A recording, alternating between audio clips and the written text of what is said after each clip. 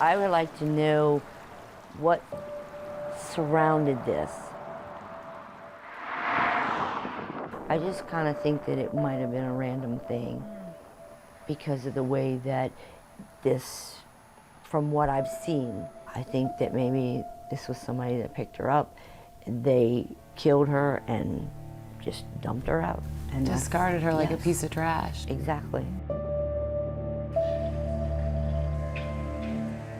May not have been the same killer or killers that dumped Heidi Fye and Laura Miller and Audrey Cook and Donna Prudhomme out there, but you could easily make that reach with her. She never got an iota of the media attention that the other 4 victims got when their remains were found out. But she matters. She still mattered. Yeah, that's somebody's child, somebody's mother.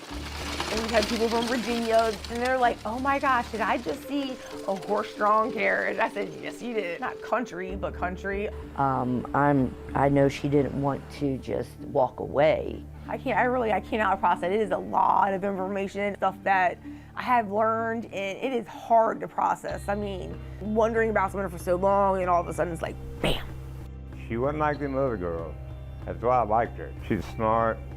That guy that was in that flatbed truck, he was parked 2 trucks up from me. He was standing outside there, and it just gave me a bad feeling. What about him rubbed you the wrong way? The way he stood around. What are you hoping comes from that red ribbon? The red ribbon, it was found actually on the upper section of the roadway. The fact that that ribbon has been saved for all these years. We're thinking that may possibly have been used to strangle her. There has to be justice, I don't care who they are. And so we pursue it until we can't. I don't like to have anything that's unfinished business. Investigators tell me they had no idea the twists and turns and dead ends they would run into in the first 24 hours after finding Cheryl's body right here. Cheryl had secrets. Secrets you're about to see we're still uncovering. I'm Courtney Fisher, and this is Unsolved. The girl with the red ribbon.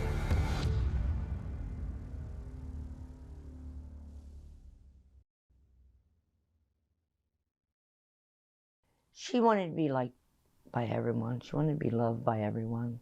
So she was very happy. So she always tried to be, the one that everybody liked. You know what I mean? She was always trying to please people. She was always a very friendly person and very trusting. Trusting was probably a downfall for her. There's a lot of people, probably way too many people, that end up in that type of situation. But they've all had families, they've all had a life, and they end up in those situations when most of them are desperate for some reason or another. Some of them are running from bad situations and have nowhere else to go, have no one to turn to. But they've all grown up as children, and some had good families, good homes, and some of them haven't. Just because they went that direction does not mean that they're bad people. None of them are bad people. They're just as good as anyone else.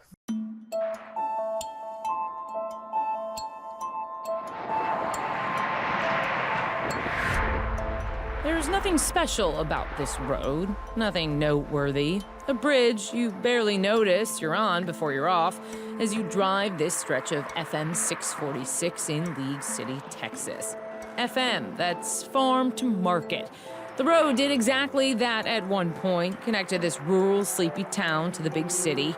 We're about 30 miles southeast of Houston, here on Forgettable Road. Hundreds of people coming and going every day who don't know the evil thing that happened here. A young woman was found dead, murdered, and left here for hours, days even, as the people above went to work, to school, to church. Oh, that was... Gary Ratliff knows, Chief Ratliff now. But back in November 1989, he was a rookie officer. You get this call, you're a young detective, you've only been a detective for a couple of years, Right. In your 20s. You show up at this scene. Do you remember what that day was like? Yeah, I do. We got a call, in reference to there were some, I believe, some workers for the Texas Department of Transportation that were working that roadway out there off 646. And one of their workers had looked over the edge of this small bridge, and they saw a body in the bottom of the ravine that had a little bit of water flowing through it at the time, and they called us. Back then, we didn't really have a crime scene unit that was called to the scene to process it. You know, as detectives, we processed the scene. That's Ratliff taking Polaroids, documenting everything. So I had seen bodies before. It wasn't really anything that impacted me. It was complete focus on what we do. You're not thinking about anything personally. Yeah, I think it's being a police officer takes a different type of person. You're either wired for it or you're not. The woman had no ID. She'd been found lying face down in a drainage ditch, her pantyhose pulled down around her right leg. She was nude, had one ring on her finger and a chain around her neck. Police suspected she had been strangled. I believe up on the bridge there was a piece of red ribbon that had been ripped. She had what appeared to be ligature marks around her neck, so we obviously took that as the possibility of being involved with her. This red ribbon that would stay packed away in the evidence room for decades. We'll come back to that. Investigators' first job was to figure out who this woman was. They fingerprinted her and took those prints to Houston police. She had been in the water for a while, so it was kind of hard to raise the ridges because she was all pruned up on her fingers. Her name, Cheryl Martin, 33 years old. Police were able to ID her because she had a record. Arrested for prostitution a few weeks earlier at the Key truck stop, about 30 miles north of where Cheryl was found dead. So that's where Detective Ratliff began, where deals were made in the shadows, mainly sex for money. A lot has changed here today. The Key truck stop is no longer here. This new service station is no longer a hub for prostitution, for drug deals, just your average truck stop along I-10.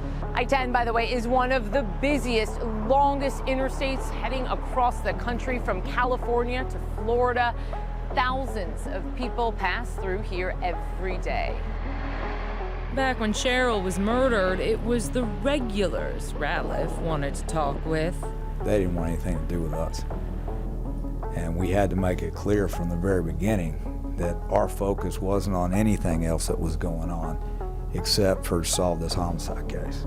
Did you really mean that? Yeah. Like that? Yeah. Yeah, because if I didn't, I would have called in Harris County, everything they had, to drop everything they had on that place to try to clean that thing up. But they were aware of what they were dealing with out there. But the fact is that there was no other way that we could have penetrated that group. And so over the first week or so, and they seeing us every day coming out there, we gradually started gaining their trust. And yeah, they brought us into their world. The sordid, sometimes secret world of sex workers, where people didn't ask about your past, where you came from. You could keep that old life locked away. That's what Cheryl had done, it appeared, because none of those friends at the truck stop knew the real Cheryl, Ratliff soon found out. Didn't know she was married. Ratliff says friends told him Cheryl had always said she didn't have a family. But everyone has family. And 1,400 miles away in Maryland was Cheryl's. She must have really wanted to just start fresh and start new because she didn't want to have any ties anywhere. Family who had no idea Cheryl was dead. 2 daughters who were about to get news that would change both their lives. What sicko is out there? I mean, it's just to kind of grasp that, like, wow, I found out my real mom, but she's dead, but somebody murdered her.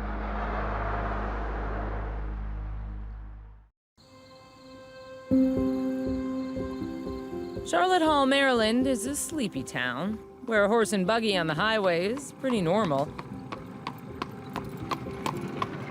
The Amish run the local farmers market. A little more than 300 families live here. Quiet, conservative. Though it's less than 50 miles from Washington, D.C., Charlotte Hall is worlds away from all that racket. It feels like another universe from that Texas truck stop. I remember moving down here and I cried. I was like, what have you done to me? There was nothing. I mean, there was one road in and one road out, but mostly woods everywhere. Farms and woods. We lived in the middle of the woods on a dirt road, a long 2-mile dirt road.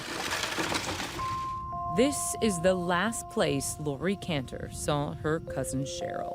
Sherry, as Lori called her, they were close, raised together right outside D.C. before Lori's family moved here. Sherry was 8 years older. Our moms, our sisters, so we saw them all the time growing up. What was Sherry like as a kid? Very happy, very, very trusting, very bubbly. The middle of three, Sherry was the people pleaser, Lori says. Wanted everyone to like her and lived for her mother's approval. Pauline, who was the life of the party, adored her children. Bubbly and a little brash. I said, very beautiful. Yeah, her and my mom looked a lot alike, but she was, she always dressed really well and, like the Hollywood type, dressing. When Sherry was 13, her world fell apart. Pauline died from cancer at just 39 years old, leaving Sherry, her brother, and sister to be raised by their grandparents. The father was out of the picture. I knew she needed direction. She needed someone that could help her, and guide her. And there really wasn't anyone to do that. I mean, it's sad to say, she, I think, fell through the cracks because there wasn't anyone that stood up and said, I'm going to help her and give her, guidance that she could have used. By age 22, Sherry was pregnant and alone. So she went to Charlotte Hall to stay with Lori's family. Lori says her father told Sherry he'd help her get a job, a place to live. So when she had the baby, she'd be able to take care of them both. And when she did not do such a great job with that, my parents decided to file adoption papers for Christy. Days later, Lori says Sherry was gone. No mention of where she was headed. It was 1977. Some people say she was emotional about it. I know she didn't want to just walk away. She was determined to keep Christy in the beginning, and that's why my dad wanted to help her. Did you always know you were adopted? Yep. This is Christy, Sherry's biological daughter. There isn't a time she didn't know she was adopted, Christy says. But she remembers the day she found out Sherry was her biological mom, like yesterday, when Lori showed her this photo. She did show me the picture of them all on the boat. Those was the boat picture. Those were my first recollection of seeing my mom for the first time. Yeah. Like, I knew I was adopted, but, everybody's like, oh, you look like your family. And I never understood that, but now since I found out that I'm part of the family, now I kind of understand why I have the brown hair, the dark eyes, the darker skin. Christy says Lori explained that Sherry was their mom's niece and Christy's birth mother, but no one knew where she went. And that was that. Christy says she never pushed for more because their mom didn't like talking about it. Did you ever think, wait a second, what happened here? I just thought that she couldn't take care of me, and my mom took me in. I mean, that's what I basically thought. It was just, they couldn't take care, she wanted a better life for me. That's the word I should say. So that's a lot for a 14-year-old to handle. I really just didn't. I just thought I could be in worse places. After that day, did a part of you think, where's my mom? What happened to her? Oh yeah, definitely. Oh yeah. Oh, like when the internet came about and stuff like that. I mean, there'd just be times you type her in and you just get nothing. Until one day, something. When Lori happened to Google Sherry's name, as she did from time to time, this time, there was a hit. Just a picture came up, and I just stared at it, and I'm like, oh, that's her. And I just looked her right in the face and I said, it's you. And I just sat there looking at those eyes, stared at her eyes, and knew exactly who it was. There was no question in my mind. As far as they knew from the other family members, that their mom just kind of just disappeared, fell out. They had no idea that she was actually a homicide victim, much less a homicide victim that the case had never been solved. Because there was a lot of different theories. A new detective, Lieutenant Michael Buffington, was now on the case more than 3 decades later. And Sherry had made it into a recent local news story Lori spotted online. A story about some of the most infamous cases in Texas, the Texas killing fields. And he mentioned her name, and I was like, could that be the same person? And so I looked him up and called him. And this just kind of shed a whole new light on things, that there was a whole other side of this investigation that we didn't know about. The Texas killing fields. It's this stretch of land here in League City along I-45. The bodies of at least 30 women and girls have been dumped here since the 1970s. It's been described as the perfect place to kill someone and get away with it. To date, only a handful of these murders have been solved. Most of the victims, their names, their faces, their stories, have been highly publicized through the years, not Cheryl's. Even though the investigation was being conducted and the police department was keeping it alive, it just didn't get a lot of attention because there was no other family members that we knew of. One of the things that Lieutenant Buffington told me, he was like, she's almost like the forgotten victim. When these things were happening, a lot of times it was unknown to the outside world because nobody knew about the murder cases that were dropping. For Sherry's family, after 33 years of wondering if she would ever return to Charlotte Hall, they had an answer. My stomach already told me. I just had the intuition, like I knew. I just had that weird feeling. I don't even know how to describe it. I just don't even know. It's just. How do you process that now, all these years later? I can't process it. I can't. I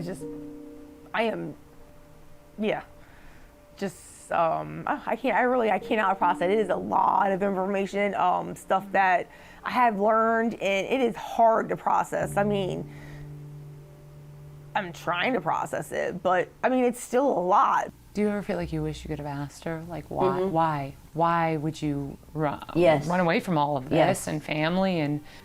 Yes, I have thought about that all the time. I really wish I could have asked you. Why did you leave the area? Why did you go there? Why didn't you just, stay in this area and try to reconnect with some of your family? No one knows how Sherry got to Texas or why she went there. By now, Sherry had secrets. Secrets about family. The one she left and the new one she made in Texas when she married Stephen Gregory on October 27, 1988. The wedding was simple, but there was a cake and a champagne toast. The bride wore white, just married, painted on the groom's car. When you saw those wedding pictures, what did you think for the first time? Too bad it ended. She looked so happy. Mm-hmm. She does. That's the only thing that keeps running through my mind every time I look at him is, why did this have to end? Because if that didn't end, she may still be here. How would it come to be that a year later, 5 days after her first anniversary, Sherry would wind up dead in a ditch? What this man knows. You were one of the last people to see Cheryl alive. Yeah, I believe it. Yeah, that's a bar. Could be crucial to understanding Cheryl's last 24 hours.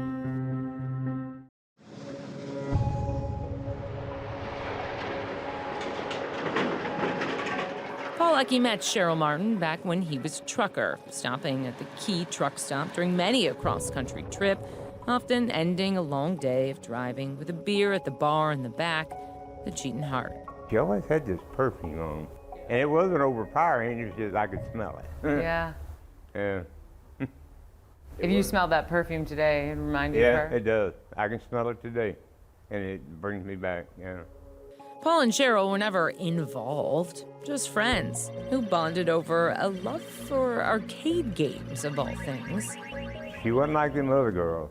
That's why I liked her. She's smart, carry on the conversation with you. You know, that's what made her stand out. Why do you think she turned to prostitution? Quick money. She didn't want to have to, you know, no responsibility. That's basically what was it. Did you ever ask her? Did you ever say, why are you doing this? You're a smart girl. No, because that was kind of getting a little too personal. And, you know, once you get personal with them, then they kind of become your responsibility. Still, Paul says he felt protective over Cheryl, like a big brother. So he noticed in the early morning hours of November 1st, after a party at the Cheat and Heart, the guy he had never seen before, standing in the parking lot, waiting for Cheryl around closing time. He was pretty strange. What was strange about him? The way he would just stand around. You know, he didn't come into the bar. He would wait until she came out, and then he'd, you know, and I thought, he don't want to be seen. Had you ever seen him before? No, not really. He'd been there for a couple of days. But then at that truck stop, most of the drivers are there for a couple of days waiting on loads. Paul says before he left, he asked Cheryl if she was good. She told him, yeah. He never saw her or that driver again. Paul's story is one of the last known accounts of anyone seeing Cheryl. 2 days later, she would turn up dead, 3 weeks shy of turning 34. Paul later told police what he saw, described the man to investigators. They never found him. Back then, when you're talking about trucking companies that are in other states, they didn't necessarily cooperate with a subpoena from a Galveston County court to produce records. There were other leads, tips from the women who worked the truck stop and the men who frequented there. Based off the information we had received from one of her fellow workers is that she was last seen getting into a 18-wheeler at the Key truck stop. And that was the last that we knew, if timing was correct. And it seemed to match the fact that she was dumped off of a bridge and there wasn't any evidence on the top that there was anything else there, that very easily an 18-wheeler could have pulled up and pushed her right out the side door. None of those leads went anywhere. I don't think she'd honestly go with somebody that she thought was dangerous. But she did. They had her pretty well fooled. She had a good head. She could spot you. She could read you. Paul knew that side of Cheryl. He didn't know she was married. Secrets, remember? When Cheryl and Stephen got married a year earlier, they were happy, he says. Stephen didn't want to go on camera, but he talked with us on the record. Weeks after they exchanged vows, Stephen moved his new bride to Los Angeles, where he had work as an electric supervisor. She was happy to go, Stephen says. While he worked 15-hour days, she and her mother-in-law would go to casting calls, earning roles as extras in movies, collecting autographs from actors along the way.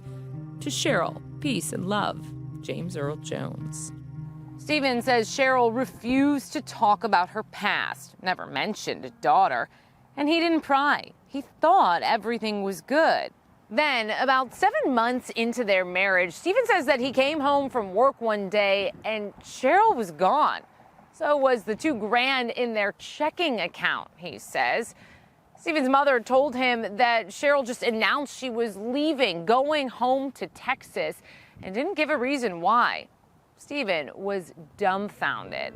Stephen was still in California when Cheryl was murdered 4 weeks later. Colleagues and neighbors proved his airtight alibi, police say.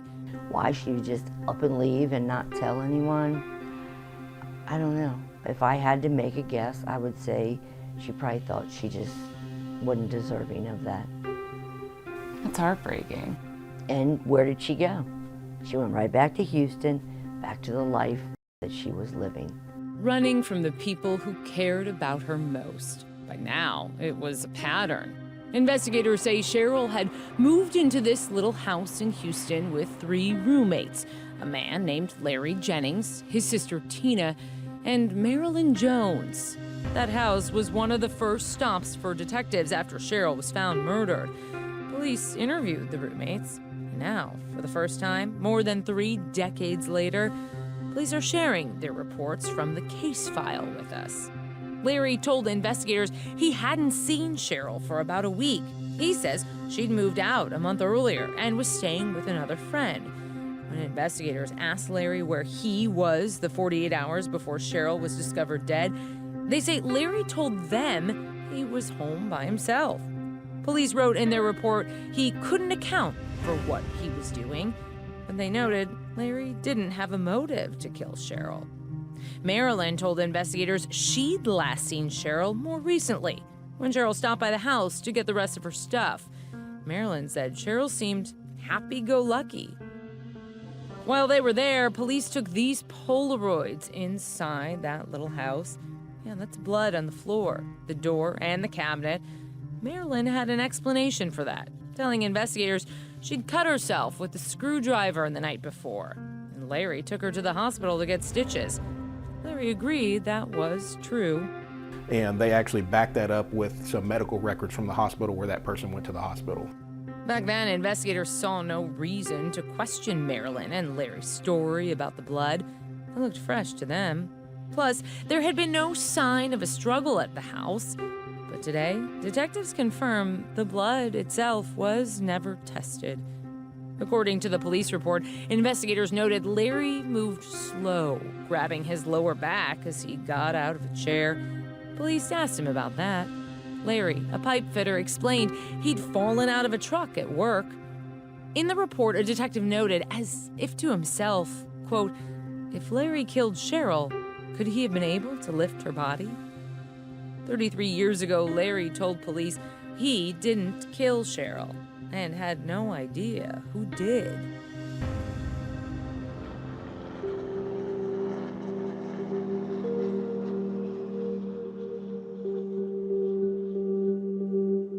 Hey, Larry.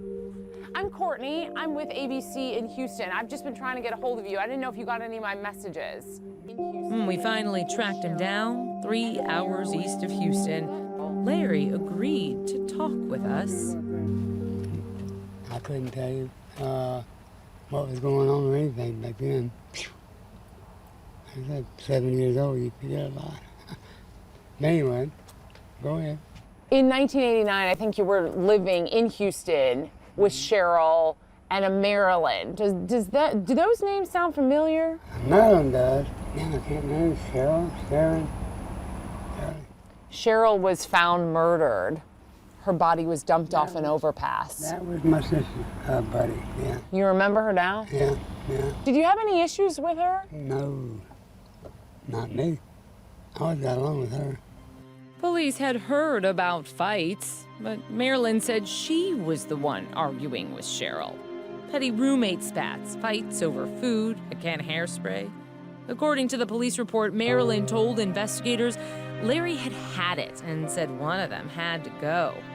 Cheryl moved out a few weeks before her murder. She went to live with a girlfriend who told investigators Cheryl never said anything about arguing with friends.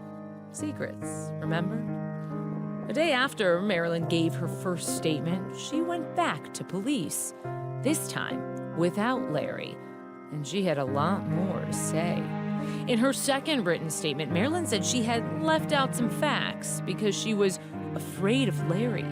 Marilyn said Larry was angry with Cheryl because she, quote, talked too much about his love life and his plans to open a topless bar. That Cheryl knew too much about their business dealings and that somebody should shut her up permanently. Needed her mouth shut permanently. This is exactly how Marilyn put it. That was in her statement to police. But Marilyn also said Larry and Cheryl never argued unless Cheryl brought home a man. And she never saw Larry lay a hand on Cheryl, let alone any woman. We spoke to Marilyn. She did not want to be interviewed on camera, but told us she stands by her second statement to police. We asked Larry about it. Man, I never had words. Not that I can remember anyway. Marilyn told police that back then that she thought that you and Cheryl had gotten into it and that you were mad at Cheryl for running her mouth.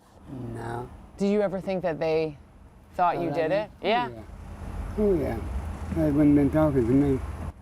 Did you feel like you had to prove your innocence to them? No. I don't have to prove that to anybody. In '89, Larry willingly gave his DNA, and it did not match any DNA processed from the crime scene or found on Cheryl. But police told us despite being ruled out back then, Larry Jennings is still a person of interest. It looks like you guys really looked at this guy. Yeah, I mean, he was the #1 focal point before the DNA testing was done, just based on what some of the witnesses and other people had told us, you know, about the relationship between him and Cheryl Martin. And is he someone worth interviewing again, talking to again? I've talked to him a couple times. Honestly, unless some DNA comes back that tells me it's him, there probably won't be anything further done with him. We've conducted numerous interviews and talked with a lot of the people that are still alive that knew Cheryl Martin and that associated with her in that time frame. We have conducted some DNA testing. We've compared some of those persons of interest to the DNA that we have recovered from evidence and from the crime scene. But as of now, we have not been able to identify a suspect based on that testing. So you do have a list of working suspects? Yeah, we typically call them persons of interest, but at this time where we're at right now, I don't have any one individual that I could name as a primary suspect in the case. But none of the evidence has been retested since 2016. Since then, technology has advanced, and that red ribbon, the one Ratliff collected off the bridge, authorities hope it may be the answer. And we believe that, you know, the killer's DNA is on that ribbon that was found.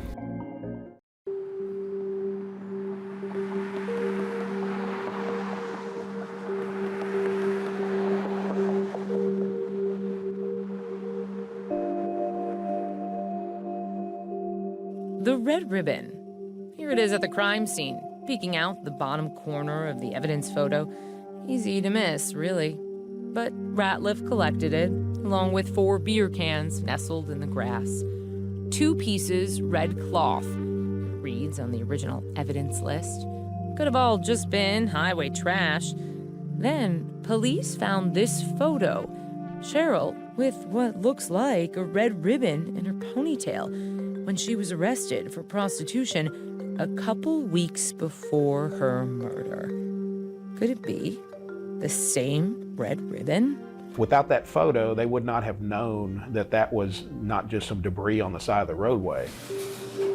This red ribbon? As you can see, it's pretty thick. So in 2018, evidence techs used a state-of-the-art forensic machine, an MVAC, to lift DNA off the ribbon and the pantyhose Cheryl was found wearing.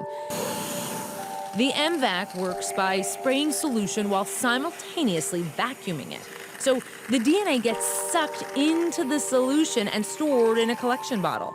That solution then gets poured onto a filter, and that filter becomes evidence. Touch DNA is what the MVAC specializes in collecting, as in DNA the killer could have left behind by pulling or grabbing the ribbon. This ribbon is really important. Absolutely, because if you think about, you know, the manner of death and the force it would have taken to break that ribbon in half, somebody would have really had to been wrenching down on it with closed fists and twisting it. So the natural assumption there is the DNA from the hands should be embedded in that. So this could be the key to solving the case. Absolutely, we've thought that all along. We believe what happened was the individual that dumped her body pulled up next to the guardrail, threw her body over the guardrail where we found it in the drainage below, and this ended up on the roadway above it. Was this red ribbon his mistake? It definitely could be. 4 years ago, this technology was so new, state police labs didn't have protocols and rules for how to handle and test MVAC evidence, so the filter sat in the League City Police evidence room. Back then it was kind of like, whoa, we don't quite know yet. Let us figure this out. And Let's not mess this up. Yeah, they don't want to mess it up. They don't want to ruin someone's only chance for evidence. But now, protocols are in place. The filter is getting tested, along with other evidence, like Cheryl's jewelry. When you take out something like a necklace, it really humanizes the person. We get very personal and attached to our cases. So definitely looking at things where you're like, I know that this was involved. It was something that they were wearing last before they passed. It just fuels you more to make sure that you get the results and you treat everything carefully, and you just ensure that you get the answers and things needed to solve the case. Police already have DNA from several persons of interest. Some, they told us, they're more interested in than others. Dennis Sullivan is one of those people, they say. According to the police report, the friend Cheryl was living with when she was murdered told investigators Cheryl showed up with Dennis at their house 6 days before she was found dead and alleged he was known to be abusive to women. Police say it's unknown if Dennis had any relationship with Cheryl. Dennis was never interviewed back in '89, but detectives recently went to talk to him in prison. That's where Dennis has been for the past 23 years, for strangling and beating his girlfriend to death. He denied having anything to do with Cheryl's death. Investigators say Dennis told them that he was working out of state when Cheryl was killed, and that he didn't even know her. Detectives wrote in their report, Dennis didn't seem like he was trying to hide anything during their interview. Police say they've compared Dennis's DNA to what was found at the crime scene and what was found on Cheryl. It wasn't a match. Back in 1989, he was ruled out to be the killer. But today, investigators say he is still a person of interest.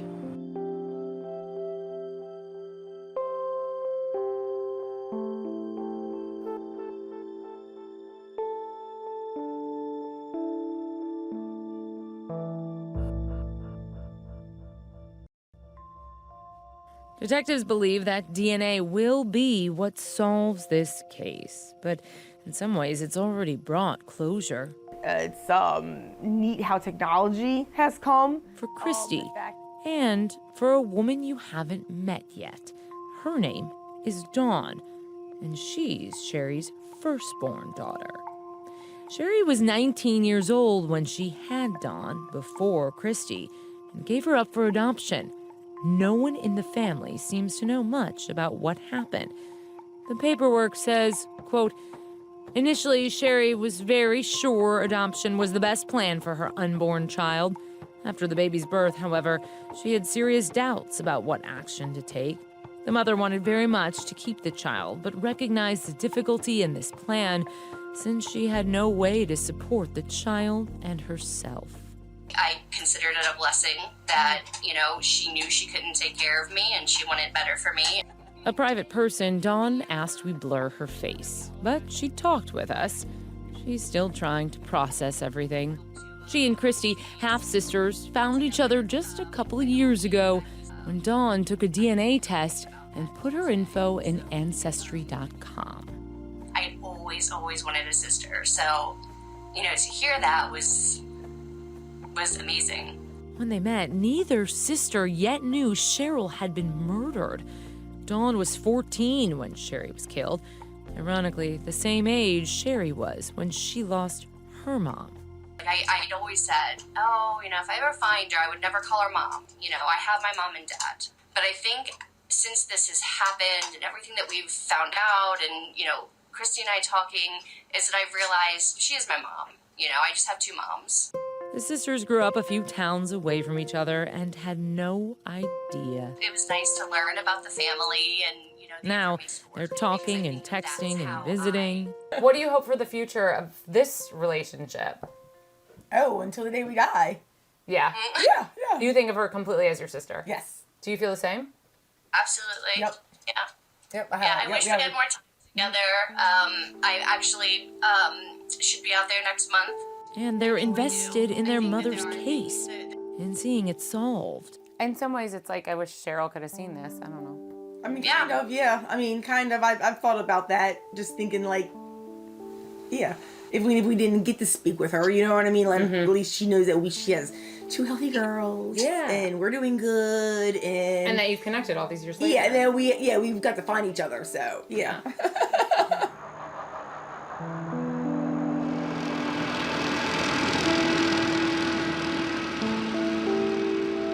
All these years later, the spot where Cheryl was found looks almost exactly the same. Overgrown, passed and unnoticed by thousands every day. The thing is that But now, there's a new set of eyes out here, a new detective. I'm not a football fan, but realistically, we're just in the last 10 yards of the case right now. Lieutenant Eric Cox is working his way through the list of witnesses, of person of interest. Several of them have passed away in the last 33 years. DNA testing could get us closer, Cox says. You never know what you're going to find when you're able to put the new technology to work on the old evidence that you still have. Are you confident that the killer's DNA is on that red ribbon? I would hope so. That's kind of what we're banking on right now. There shouldn't be any reason for anybody else's DNA to be on the ribbon that was possibly used to strangle her, other than hers and the person that was holding it. The fact that that ribbon has been saved for all these years, that it's still in the evidence box untouched. I mean, it's neat. I mean, it would be nice to know why it happened, or I mean anything. I mean, just anything. They've been patient for more than 3 decades, Sherry's family. I've thought about it quite often, but never really knew where she was, to be honest. I just didn't know what to do about it, and, should I do anything? Should I bother? It's hard to be hopeful or optimistic after all these years. Christy is choosing to focus on the sister she gained, not the mother she lost. Do you ever think, what if you and Dawn had grown up together? I don't know. I never really thought about that.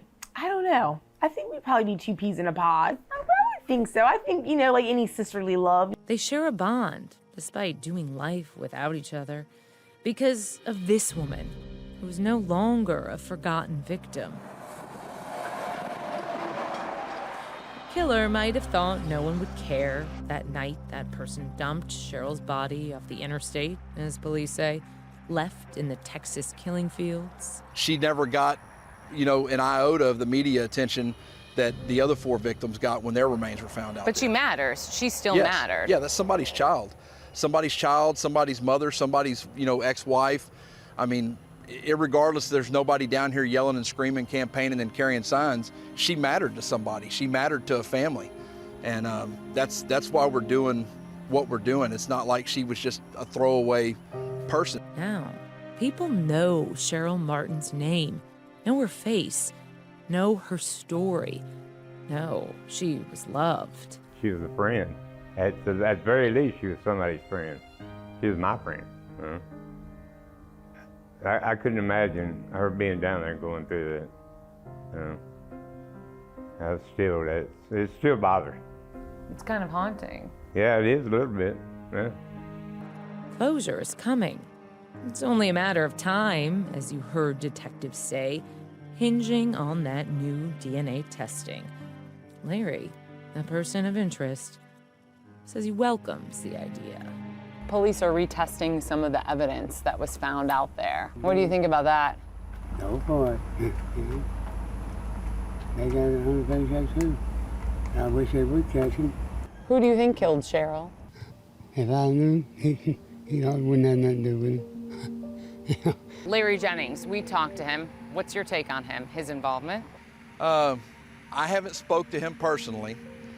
We will at some point, but we're waiting on some of the stuff that we have at the lab to come back to find out if his DNA is on it. Dennis Sullivan, you talked to him in prison. He did not want to talk with us. What's your take on him? He was cooperative for the most part with us. The questions that we asked him about the case, he was just very, very definitely, I didn't know them. I don't know her. If we find his DNA on some of the evidence we just had retested, it's going to kind of, bust a hole in his story that he never knew her. And one of the benefits of having new investigators throughout the years is that they get a cleaner look a fresh look of looking over all of the case files and all the possible suspects and everybody involved to find out maybe something that we missed.